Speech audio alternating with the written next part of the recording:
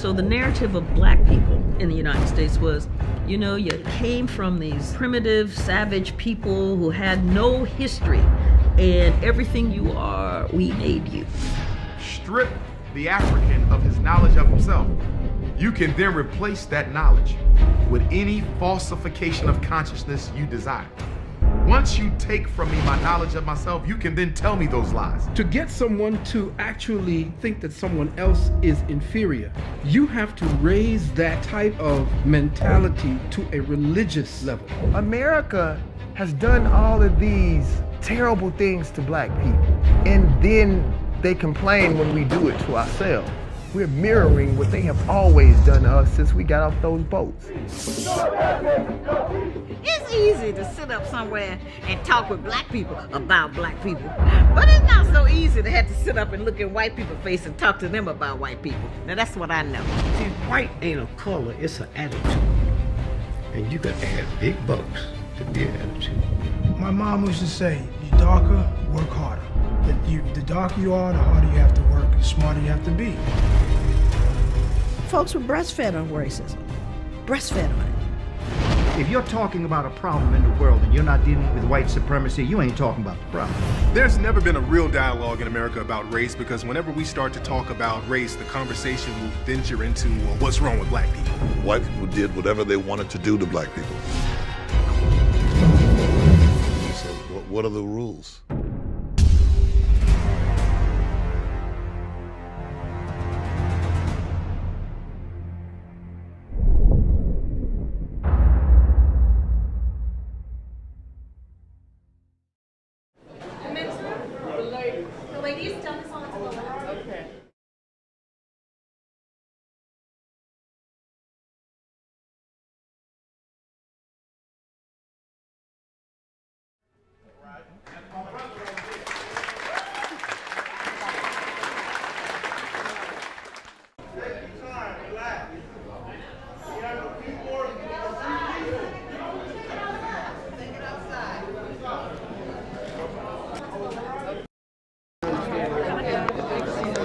Brother Sinai, what do you think of the film, brother? I think it's good. It brings to the surface a whole lot of subjects that need to be discussed, particularly white supremacy. Too often we don't name the problem. White supremacy is the problem. I think we need to be creative with our solutions. I think there were some good solutions in there. Independent African education at the top. We got to start with these babies. We got to teach them who they are in terms of identity, so we understand what our interests are as African people, right? We cannot buy our way into this system. We're not a part of it, never will be a part of it, and can't coexist while it exists. It has to be destroyed. We will be the ones to destroy it, no doubt. So if the film inspires people to study themselves and get ourselves prepared for that war, I'm feeling it. And I think it planted some seeds. I don't want to go that far as they were apologizing for it, but there were definitely some confusion around capitalism, particularly with somebody like Nas. Bruh, we ain't got time to be opening up a damn tennis shoe store, right? Make your own damn shoes, right? Things that our people need. Let's get away from this idea of materialism. Because trying to compete with a peckerwood is what got us in trouble in the first place. And capitalism is from white supremacy, not the other way around. It's not a generic system that we can all participate in. It's a system that's anti-human, right? We got to come back to our fundamentals, something that's more socialized, something that's dealing with our communities, right? A communal system. That comes from our African culture, right? And I think that has to be pushed forward. Even though we're doing some things within capitalism to survive, we're never a part of this. And we cannot afford to be, and should not even try to be. What we do here in terms of survival is a means to an end. Again, like I said, capitalism, imperialism, and white supremacy must be and will be destroyed. The whole world got it on a hot plate right now. They're not going to win, you know? AFRICOM got to go. Their interest for invading our mother continent is to rape it. It's the Berlin Conference Part 2. So trying to participate in the capitalist system, we're basically going to be playing a hand in that, and we can't. That's the highest level of betrayal, is to be part of this capitalist system. So I think it must be clear when we talk about solutions, to talk about political education. Okay. Our people need to understand these terms. We can't just say, I'm going to buy into this, I want to be a capitalist, I'm a black capitalist, I can sell anything to who I want. No, you can't. can't. We don't need a parallel economic system where we support these crackers the same. We support our own. We need to support our own. And not just here. They talked about a global economy, a Pan-African one. That's what we're looking for, Pan-Africanism. And Pan-Africanism is also a political system, this anti-imperialist, unapologetic. We must be. True indeed. Now it's got to stop giving them white girls passes, that N-word too.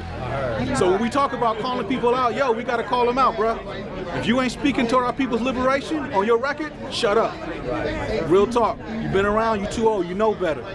We need some real things. You better put some black faces on them tennis shoes, some black star line, so we can walk to freedom or run. Other than that, man, I'm not paying for it. You know what I'm saying? We cannot emulate white power materialism. Ain't no future in that at all. The black independent schools, yo, that's where it's at. Okay. Instead of opening up a little funny restaurant and shoe store, let's get these schools popping. So we can get these entrepreneurs and so we can build things for us, by us. The resources back home. Africa is our resource. That's our people. And it's under fire right now. I agree with that, but we need it all, brother. I mean, look, we like to be fly. I mean, King Tut was walking around, he had gold. We need to be fly. We gotta wear a shelter. We need shelter, we need food, we need clothes. They need to be for us, by us. Well, King Tut had his own land. He was in his own country and his own culture. Just like this is like, where's our phone? You know, at the end of the day, that's like you go up to Chico. You got farmland, we can have that. You know what I'm saying? Like at the end of the day, if this shit shut down, where are we gonna go get our food? That's right. You know what I mean? We gotta eat first. At the same time, we want to dress nice and live like kings and queens. Where we gonna get our nice suits from? Where are we gonna get our nice garbs from? You gotta understand. We need a brand. If you're able to build a country on the back as a slave, then you're able to do it without being a slave. This country doesn't exist without your efforts. The job you punch a clock at doesn't exist without you getting up and coming to work. So you don't need any of that. You got a bunch of black folks, everybody's talented, everybody's got skills. Get your butt up, get out there, and get on top of it and get your people involved with it. You don't gotta fuss about it, you don't gotta fight about it, you just gotta get up before the sun, wake that rooster up and tell them to go get them eggs going. You know, that's just what has to be done. Stop playing. OGs, people that are old, 70, 80 years old will tell you. If they had the technology that we had now, we wouldn't have nothing because they'd still be using it. You know, they got up, they wouldn't stop, man. My great-grandfather and grandmother, they were slaves on a sugarcane plantation. They bought their freedom, and they came back and bought the sugarcane plantation they were slaves on. My grandfather left Haiti. He got put in a slave when he came out of Haiti at like 12, 13 years old. He got off the plantation and built a family. I don't exist without people working hard and getting up and fighting. And none of us, none of this exists until y'all get up. Get on it. Stop playing, stop crying about it, stop whining, stop acting like somebody's supposed to hold your hand, stop saying that you need this, you demand it, it's yours because it's your birthright. Go get it. All right, thank you, brother. Your brothers want to add something to it? All right. Know your worth. Demand respect through action. Hold on to that. 25-8. Well, what they did is that when they talked about the native, or the so-called native, the so-called Indian, they skipped over it. So he goes from one part where he says that you were brought to the Americas without your consent, but then he says, but you are the true native also. What's happened is that you've kind of gotten lost in that shuffle. So you don't really know that you were the indigenous here. You're just taught that you came on the ship. What that does is that separates you from everyone to reclaim what's yours. So you keep thinking that all of us came on a ship. That means this ain't mine. That means that I really don't have a claim to it. That means really mentally, psychologically, I should still just be happy to be here. Who said involuntary immigrant? Right. You weren't an immigrant that way. Not all of us. You can read books like A Star in the West by Elias Benino that was written in 1835. Elias Benino is the second president of the Continental Congress. he gives a description of the people who were here. You can read books like Lies My Teacher Told Me, okay, that give you the really what happened. There was no, like there was a thing they said in the movie where they talk about superior weapons. There were no superior weapons. There was superior disease. Okay? Now understand that there was superior disease, but the Anglo-Saxon did not come with weaponry. That's a falsehood. You can't go from being in darkness, being taught by us, to all of a sudden developing superior weapons to defeat. That's just not how that works. What happened is that when they came here, there was over documented 40 million people between North, South, Central, America, Mexico, whatever we want to call it, okay? So they wiped out 80% of that population with disease. Okay, so by the time you got over to certain parts of the land, the people were gone. It was vacated. Why? Because you go shake hands with somebody that's got a disease. You go eat with them. Then you go back to your tribe, you shake hands, we were a communing people. You spread that disease unconsciously, and that wipes out your whole tribe. That's the story. That's the truth. Now, you'll hear a lot of brothers and sisters, they'll be like, well, why we don't never hear about the Moors or blah, blah, blah. Okay, that's because you're lost in the shuffle of the words. You were renamed Indian, Black, Negro, and Colored. So now when you read the history of the Indians, you don't know that's your story. Because you don't know who you are. The 1828 the Webster's Dictionary defines American by the copper-colored natives that were found here by the Europeans when they got here. Now you apply that to foreigners and call them Americans and give up your birthright every time. Every time. So that's where they could have brought that home. You know what I mean? That's the one part that we really got to start understanding is that one part. It's your birthright to be here. You're not lucky. This is your land. Okay? This is your land. Just like Al Cabalana, what we call Africa, is your land. You can't go from in one part of your speech talking about we were the first people in the world, but then give your birthright to somebody else. That's not. But that's what we were taught, so that's what we keep doing. We want to say, oh, the Indians were here. Well, who's the Indians? Because the Indians were defined as copper-colored people. So the Mongols, who are your children, are taking your birthright. And you give it to them every time you call them Indian, every time you call them European, you give them your birthright. Because you were taught that you came on a slave ship, but you never did simple mathematics. I'm a fisherman, I go fishing. I know that during the daytime, it can be 100 degrees outside Islam. It can be 100 degrees outside, but when I hit the water, in the middle out there, I need some warm wear. So now tell me how it can be 100 degrees on land, but when I hit the water, I need a jacket. But then you tell me that for 3 months, my people were naked, going across the water for 3 months straight. But I know that if it's 100 degrees, when I go fishing, I need a jacket. And we ain't even talking about being in the middle of the ocean. We're just talking about me going to a lake. You see what I'm saying? So, you know, I'll rest with that. But we got to get that education process going right. I mean, hey, you're dropping profound knowledge. My thing is, I think a lot of us are focused on who put us in the hole.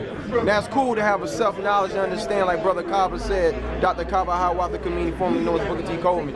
You need to know who your ally is, you need to know who your friend is, and who your enemy is. Let's stop shucking and jiving and understand. The white folk is not your ally. He can be your ally, but he is your enemy by trait, by nature. He is a mutation. He is your enemy. I stand by that. I'll prove that message. I'm standing on it. And let me tell you something. Like I said, a lot of us, because of white supremacy, we have been put down in that hole. But we understand that now. What do we do to get out of it? You know what I'm saying? What do we do to get out of it? My number one thing is, let's become masters of our own destiny. How do we do that? Like the brother was saying, and if I can't remember his name, it showed that he was an author or whatever, and I was saying this earlier before we came in. We need to become producers. We need to become producers. We have the intellects. We have the Ben Carsons.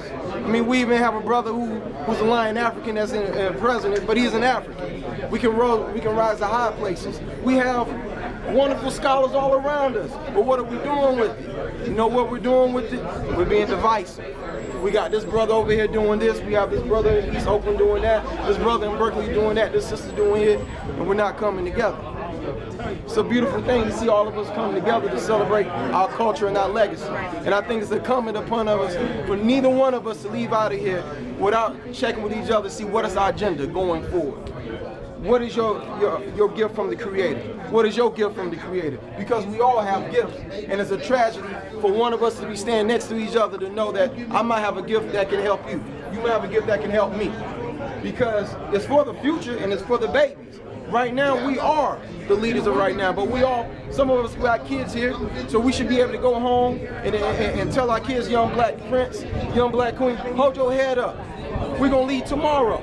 And this is how we're going to do it. Because I met this beautiful sister out here tonight at Hidden Colors 3. I met this beautiful brother out here, and we got a plan. We're going to rise like Garvey did. And we're going to come together, and we're going to take it over. And that's what we're here to do. So I think we all need to be pulling out our phones. Right here. That's right, y'all. You know what there should have been? Well, as we all signed up, there should have been an email list collectively to keep us all connected, because it's, it becomes very hard for us to get together like this. And when we do, it's like, I feel like it's Black Man's Christmas. For real. It's just like to see beauty, right? Like, oh my God, hey, I don't have to pretend nothing, just be free. Come on, sisters, what you think? Come on, queens. Queens. What y'all think? All these beautiful queens. What me and Sister Terica was talking about, it's like, with all that said, all that will be solved with the nationality, and that's the main point that they didn't get to. It's like they knew it, but they didn't want to say it, or they couldn't, probably for certain other reasons. Tell them. But I feel like for Black people, they probably got something out of it. But it didn't fill the picture up. It gave you bits and bits, but it didn't give you the full circle of what's real. So, but I learned about slavery. It was great for what it was. And the effects why things are behind the scenes. Because you don't know. You're just looking at things like, yeah, that looks messed up. And then when you see, like, nah, for real? Right. Yeah. Nah, for real, for real. Like, I'd be thinking that, but that's for real, for real? The whole system is jacked up. I think the knowledge is the power that's going to push you forward to make those changes. You know what I mean? There's those that died before us and those that will die after us. I'm right here ready for it. Just like how we got here, how we even walking on the street, how we even talking amongst each other. I'm thankful for all of that. Like, besides waking up, it's like, I could just sit in the restaurant and just be sitting chilling. You know what I mean? It's just that simple. To me, it's just that simple. How are we going to make the move? I feel like there's like this cloud of a revolution, and everybody's just looking and waiting for the move. And once the move's made, it's like it's on. It's a wrap. Because we already seen what y'all did in the back in the day. We already know. And I think we need to get that fear, false evidence of reality, false evidence appearing real, and just keep it real 100 regardless. We already seen them pictures, and they still kept fighting. And they still kept fighting. We couldn't be standing here if they didn't keep fighting. We got to keep fighting for our babies, because I call it, not to offend anybody, that whitewash. They just showed how we get whitewashed constantly. It's like I'm trying to protect my baby from that. I mean, nah, it's color, baby, color. Don't bring me no toy. Don't give me nothing that ain't got no color. That's it. Straight up, because I see this every day. I want color, nothing but color. I want something that looks like me, because I'm always looking at you. That's not fair to me or my baby. You know what I mean? So let's go back to what the sister just said. Why we got to be everybody here? Let's get a little bit of clarity. You can't, as a people, fight for rights when you have no platform to stand on. Everybody's in the world, their platform is their nationality. Your nationality has to have a land attached to it. This is not opinion, this is fact. We can bring out the law dictionaries. You have to have land, culture, and language attached to nationality.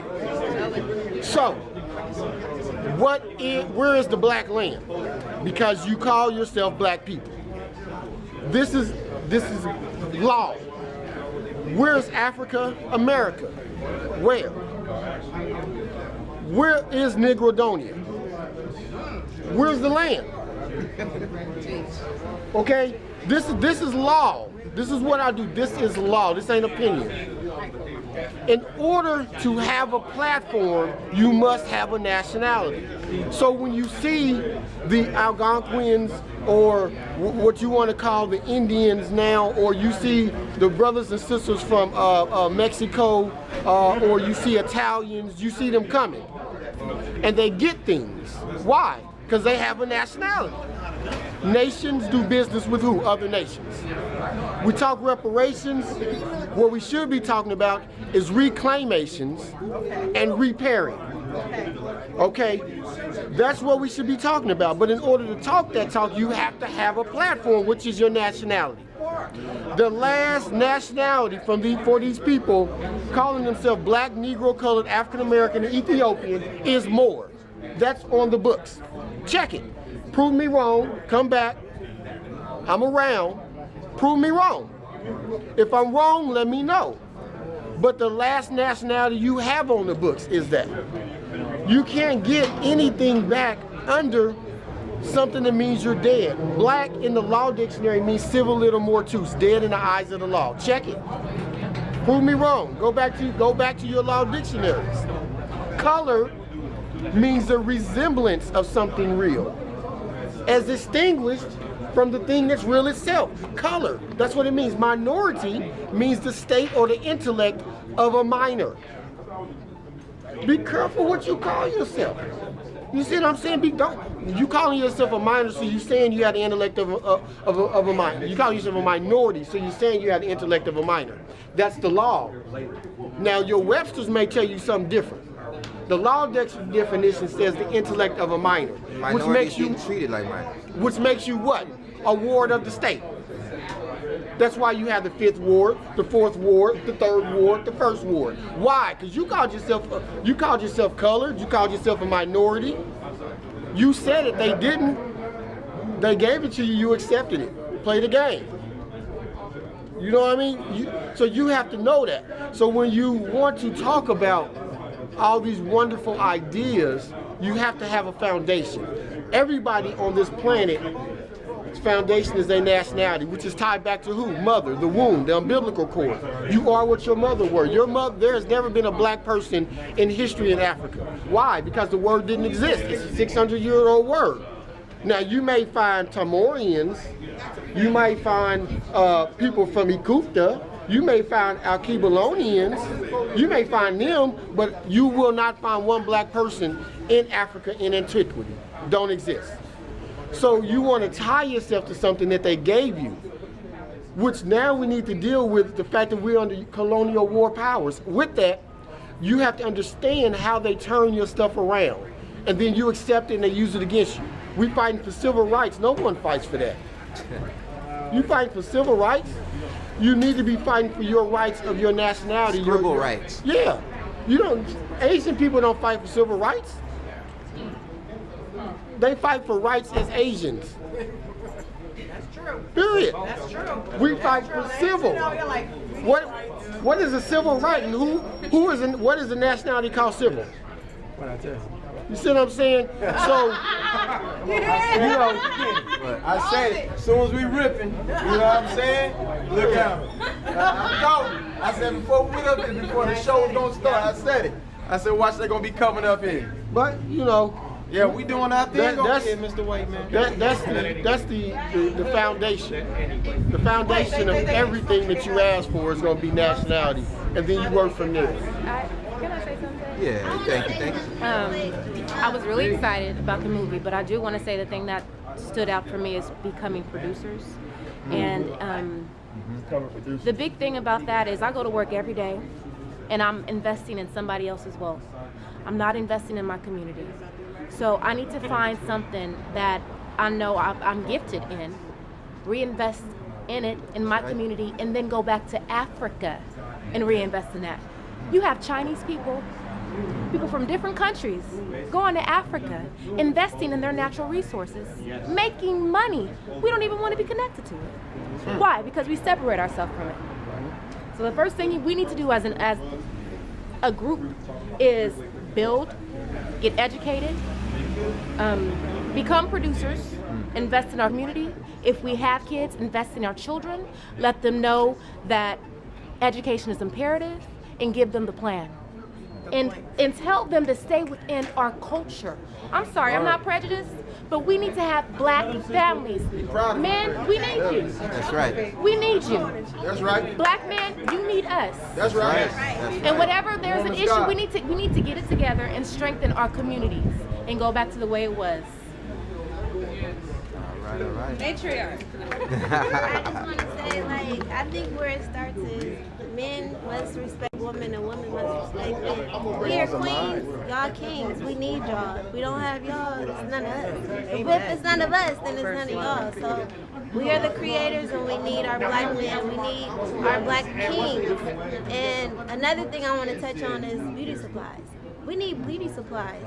We need to get out of wearing weaves. We need to get out of perming our hair. We need to go back to the way we were created, natural, like this. I'm not trying to battle something that's gonna be a resistance. Like my natural hair, I'm not gonna straighten it because when it rains, it's a wrap. It's back the way it was. So I just want to say, like, stop going to these beauty supplies that's treating us bad when we walk in. They treat us like stealing.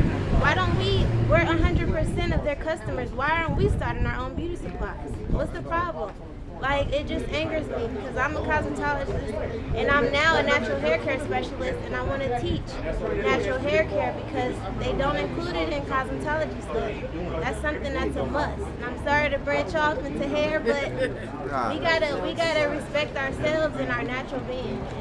And we queens, y'all kings. We need y'all. Like she said, we need y'all. We need each other. Come together collectively so that we can make something happen because we are the best. We are the best in everything.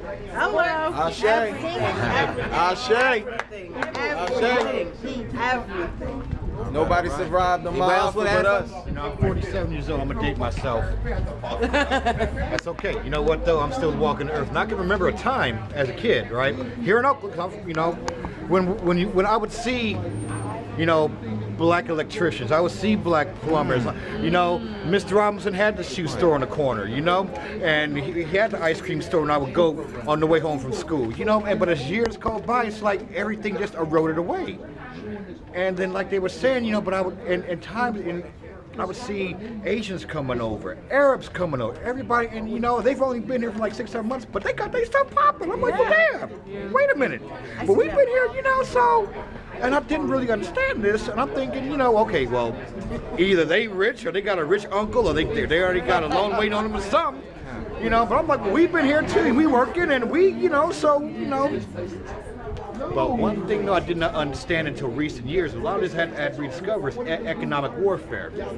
When I start studying, rediscovering, because I'm gonna tell you right now, I like to think of myself as a self-made Garveyite because we are Pan-Africanists. All day, red, black, and green. You know what? Not just here in America, over in Jamaica, over in England, wherever Africa. I mean, wherever black people dwell, the whole world. You know, but they've got us so mind tricked. Oh well, you don't want to go with them brothers because they did this to you and they did that to you. And when I wasn't aware of that game also. You know, but now that I'm in my later years, in my years now, I'm starting to see. Said pruning. That's right. But I'm starting to understand. Like I was telling the brother, I'm starting to understand a certain pathology. Because it's also psychological too, and I wasn't aware of this game. You know, I grew up thinking, okay, I believe in that big American lie. Well, work hard, Charles, and, you know, get ahead, treat people fair. I even messed up and joined the damn military. Still getting therapy off of that, for what? But that's okay though. But that's that trick that the devil, you know, played on me. And I'm not trying to be being on soapbox, but now I'm admitting, you know, my weaknesses and my shortcomings, because I didn't know. You know, but now that I'm starting to understand more, it's like, okay, it's okay, but what do I need to focus on to bounce, you know, from here forward? Now, I'm just a man of meager means, but I can still take that and probably pass it on to another brother, pass it on to another youth, because I can still, I'm lucky enough to remember how it was growing up when I was a kid, seeing things that I don't see anymore. And so, and it scares me, because it's like you see this happen little by little by little by little, and I was tricked by this Obama deception. Thank God we've finally been accepted. Oh no. So, almost too good to be true. You said it, sister. You know. I mean, it's like, you know, I think we were excited because we, as a people, got to the top, and it's like there's no stopping us now. We got there regardless of what is behind the scenes. Now we can keep. Now, what's the next thing? We done with that. We over that. Yeah, we over that. What's next? You know what I mean? So. All right, man. Anybody else want to add something? Where's that going to be? I'm gonna say something. I want to see all the comments. And I'm gonna say something that I was talking to a couple of brothers earlier. The one thing that freed me was this poison of me trying to be accepted by everybody. Once I quit that, I don't have to be accepted by these people, because they already know. And come to find out, they was playing a game on me, and I didn't know it. You know, once again, that pathology, or as we say in our own beautiful language, that game. See? In terms of education, I just want to know how many people know of a guy named Drew Ali. Noble. Noble. Yeah. Yes, sir. When we enter that game on the color system, that's where they can rule, because they'll play and switch out everything and have us confused. But once we understand who we are, it's over. I guarantee you. We do need to have a thorough knowledge of self. One thing about us here in the Bay Area, we are very fortunate. We have an institution named Marcus Books. You know, it's shut down in the city, but we still got it here on MLK. And one book, well, there's tons of books, but there's one book that will speak from our perspective that I think is incumbent upon us to give to our babies, for us to revisit, because I revisit many times. That's called Stolen Legacy by Dr. George G.M. James. The brother was murdered behind that science that he was putting out there. And what it does, it allows you to revisit ancient history, to show you how we were really kings and queens, how we was the fathers and mothers of all civilization, entertainment. Everything came from us. And it shows you what happens, like Brother Kaba says, when you start dealing with your ally thinking he's your friend. Because for thousands of years in ancient Kemet, known as Egypt now, we kept those filthy-ass Greeks up out of there. But what happened? We started letting them come in, teaching them our sciences, teaching them all our true cultures. What did they took and they flipped us on us? They watched us, the ancient Kemites, the ancient Nubians, family, conquering one another, taking over each land, one ruling Egypt, one ruling modern-day Sudan. What they did, they're not strong enough to come mess with us. You see us, you saw Jack Johnson walking around like a stud, even had weights back then, brother was buff. You know what I'm saying? How you mess with a man who knows how to build a damn pyramid and can whoop your ass physically? You can't beat him mentally, spiritually, or physically unless he doesn't know who he is. Unless I'm busy arguing with my brother and we two lions and a damn hyena come tear us both up because we wounded. So neither one of us can defend the queens, our lionesses, and they come kill everybody. And that's what happened. We forgot who we were, we fell. And so that's what happens when you forget that you are the father of civilization. You become lower than a damn dog. When they I'm from South Carolina, gamecock fighting, dog fighting, that's their damn culture that they brought upon us. Mike Vick fight some damn dogs, he go in prison for 2 years. Had a $100 million deal, just taken from him. Ben Roethlisberger get accused of rape. When he got accused of rape was in Tahoe. The next damn 10 minutes you saw him on a commercial with Dick's Sporting Goods. What the hell are we doing here? So I would say let's get back to reading, studying, being intellectual. One thing I would say, I love my brother Wesley Muhammad. One quote he said, you should never see a black man or a black woman, if you want to call them black, African, whatever, more. You should never be seen out without a book, without study. And I would say if just one book to point you back to would be Stolen Legacy, because our legacy was stolen. And he's showing you everything that you saw, that you was taught from Plato and all the rest of these, there's nothing but a carbon copy of what you gave them. You know what I mean? So instead of us being enlightened by Pythagoras or Hippocrates, even Hippocrates told you, I'm a student of Imhotep. So why we got the Hippocratic oath? We should have Imhotep oath. You know what I mean? He's 1,000 years after Imhotep. He was the first father of medicine and science, coming right out of ancient Kemet. All of that is in Stolen Legacy. There's many other books, but I would say it's an easy read.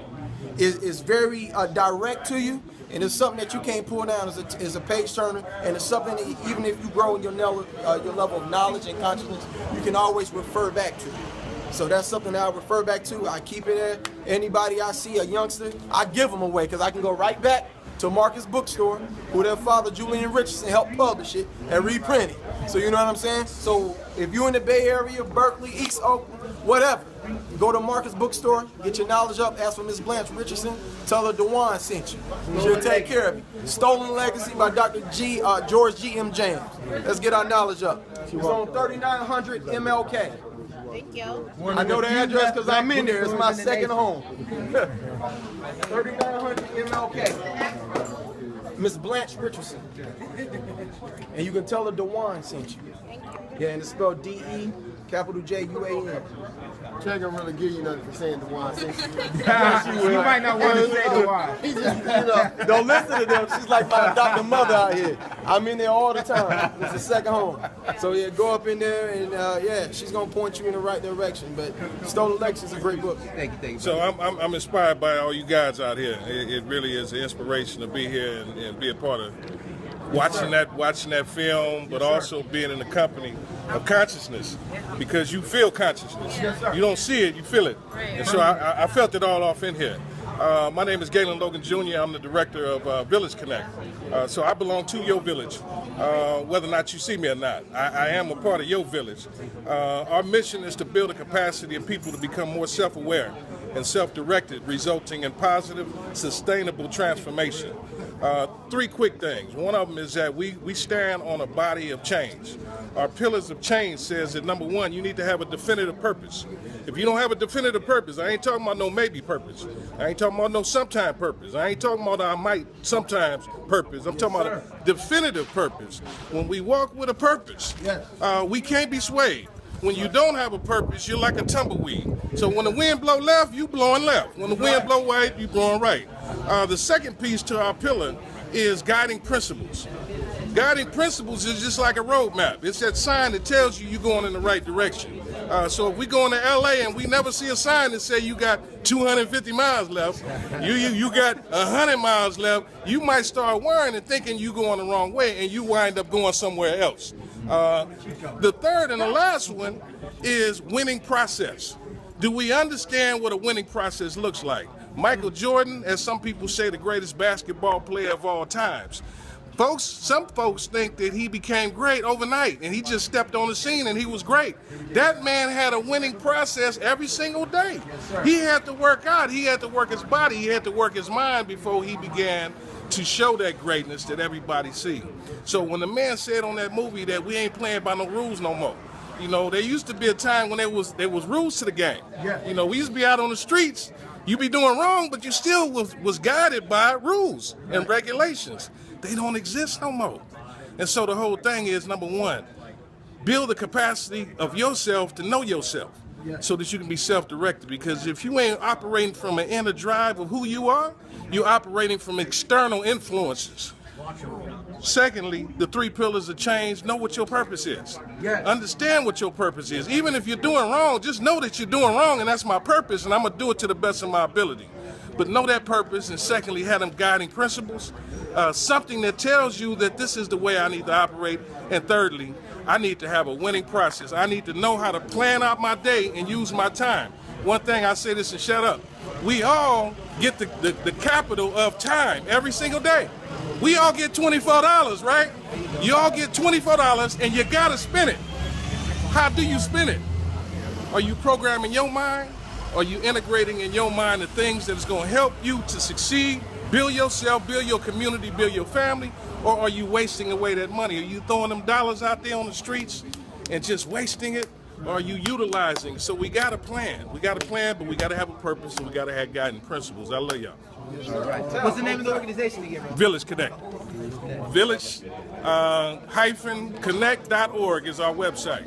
Please take a look. We have a coaching model. If any of you guys are familiar with life coaching, we created a coaching model called culture-based transformative coaching, which we use. We go into the jails, work with the brothers off in the jail. We work with brothers that's coming out of jail. We go into the high schools, and we also have what we call a manhood collaborative.